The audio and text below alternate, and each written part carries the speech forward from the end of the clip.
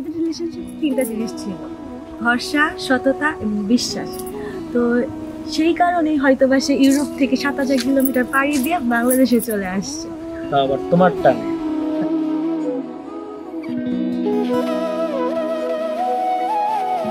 তোর কি যেমন খোঁজে বললাম আমার, তোর চোখে চোখ রেখে সন্ধে নামার, তোর চেনা হাসিতে আমি হারা।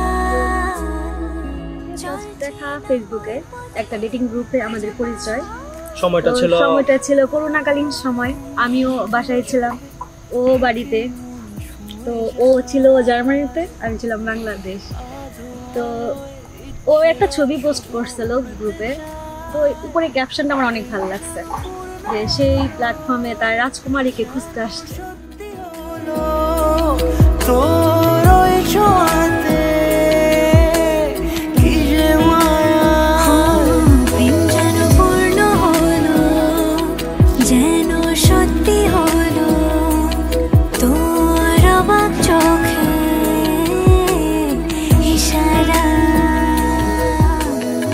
তাকে আমি একটা কথা বলেছিলাম যে আমার উপর বিশ্বাস রাখতে পারো।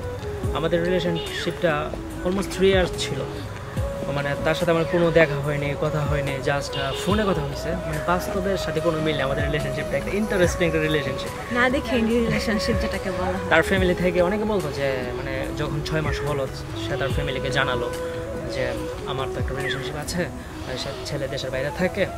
সবাই মানে তাকে নিয়ে মানে ফান করতো, ফান হিসেবে দেখতো যে এরকমটা কি এখনকার দিনে হয় নাকি ডিজিটাল যুগে এসে এরকম 2023 নাও কীভাবে possible? This not possible for him. সে আমাকে একটা কথাই বলছে যে আমার উপর বিশ্বাস রাখতে পারো, ভরসা রাখতে পারো, কারণ সে আমাকে বিশ্বাস করতো, ভরসা করতো। সবচেয়ে ইন্টারেস্টিং বিষয় হচ্ছে আমাদের রিলেশনশিপটা সূত্রপাত হয়েছে আপনার এই নরেন্দ্র মোদী আসছিল, কততে জানি আসছিল, ফেব্রুয়ারি, যাই হোক আমরা ভুলে গেছি ওই সময়টা, যেহেতু আজ থেকে আরও 2-3 বছর আগের ঘটনা, ডেটটা ভুলে গেছি, সরি। তো তার সাথে আমার 3 দিন যাবত কোনো কথা হয়নি, কারণ ইন্টারনেট ছিল না তখন। মানে একটা মানে তার কন্ট্যাক্ট নাম্বার আমি নিইনি, তার সাথে কোনোভাবে আমার কথা মানে হচ্ছিল না। তো 3 দিন পর হঠাৎ সে আমাকে নক দেয়। তাকে আমি অনেকবার মেসেজ করছি, ফোন দিয়েছি, ধরতে পারি না। তারপর সে আমাকে মানে বললো 3 দিন পরে যে আসলে আমি আপনাকে খুব মিস করতেছিলাম, তুমিও খুব মিস করতেছিলাম নাকি। তো এরপর জানি কি বললো, তারপর সে বললো হ্যাঁ আমিও তোমাকে অনেক মিস করতেছিলাম। তারপর আমাদের রিলেশনশিপটা আরও কন্টিনিউ। অনেকে অনেক রকম মানে প্রপোজ দেয়, মানে যে মেয়েদেরকে যে প্রেমের প্রস্তাব, বাট আমি তাকে কিন্তু প্রেমের প্রস্তাব দিই না, আমি তাকে ডিরেক্ট বিয়ের প্রস্তাব দিয়েছিলাম। সে একটু কনফিউজড হয়ে গেছিলো যে তাকে আমি কখনো দেখিনি, চিনি না পার্সোনালি, কখনো দেখা হয়নি, আসলে মানুষটা কেমন। তারপর তার মুখ থেকে শুনুন তার অনুভূতি কি ছিল। তার 2 মাস পর দেন আমি চিন্তা করলাম যে না দেখা যাক কি হয়। তো কথা বলতে বলতে একটা পর্যায়ে দেখলাম যে না ছেলেটা ভালো, অনেক কেয়ারিং, আর বেশি ইম্পর্টেন্ট হচ্ছে সে আমার সম্পর্কে অনেক কিছু জানতে চাইতো, মানে গুরুত্ব দিত আমাকে। তো ওই জিনিসটা আমার ভালো লাগছে।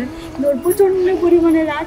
এই রিলেশনশিপের মধ্যে ও বহুবার আমাকে ব্লক দিছে, আবার আনব্লক করছে, আমিও ওকে ব্লক দিছি। তারপর রিকোয়েস্ট করে না ব্লক খোলো, আমার ভালো লাগতেছে না, কথা বলতে হবে, দেন ব্লক করতে হবে, এরকমভাবে চলতেছিল। দেন এর মাঝখানে একটা অ্যাক্সিডেন্ট হয়ে যায়, যে আমার বাবা গত হয়। তো ওই সময় ও আমাকে অনেক সাপোর্ট দিছে। এমনি প্রেশারটা যতটা না ছিল, আত্মীয় স্বজনের প্রেশারটা অনেক বেশি ছিল, যে তোমার বাবা যখন জীবিত ছিল কেন বিয়ে করো নাই, একটা ছেলের জন্য অপেক্ষা করতেছো, ছেলে আসবে কিনা সেটাও জানো না। তো তখন ও আমাকে বলছে না আমি আসবো খুব শীঘ্রই। তো দেন সে 4 মাসের মধ্যে, তারপর অনেক ঝগড়া ছিল, অনেক মানে ছোট ছোট বিষয় নিয়ে, তুমি এটা করবা না, ওইখানে যাবা না, এইটা করবা না, সেটা করবা না। দেন একটা পর্যায়ে দেখা গেল যে আমার ওই জিনিসগুলো ভালো লাগতো, যে না একটা মানুষ আমাকে গাইড করতেছে যে এটা করবা না, সেটা করবা না। এই থেকেই ভালো লাগা। তারপর আমি অ্যাকসেপ্ট করে নিলাম যে না লাইফে এরকম একটা মানুষের দরকার আছে। দেন একটা পর্যায়ে আসলো যে আমার বাড়ির থেকে ছেলেদের দেখা শুরু করলো যে না এতদিন হয়ে গেছে ছেলে আসে না। ও ওইখানে ট্রাই করতেছিল আসার জন্য, কিন্তু কোনোভাবে পাচ্ছে না, কারণ ওর ছুটি পাচ্ছিল না ওর মানে জব থেকে। তো আমাদের বাসায় একটু মানে বলতেছিল হয়তো বা ছেলে আসবে না, এই সেই, তুমি যে রিলেশন করছো দেখো নাই, কখনো পরিচয় নাই, তারপর কাছেও না, কি করে সম্ভব?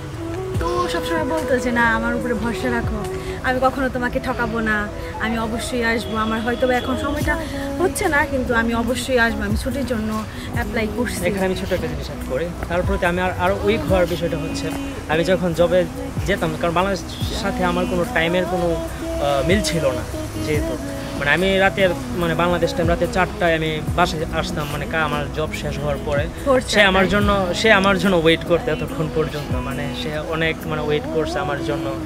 মানে কি বলবো, আমি যখন সকালবেলা আমি যখন জবে যেতাম বা আমি যখনই মানে কোথাও যেতাম, সে সবসময় অল দ্য টাইম আমাকে মানে একটা টাইম দিছে, মানে প্রপার আমাকে বুঝতে চেষ্টা করছে, মানে সবসময় আমার ভালো মন্দ সব কিছু। মানে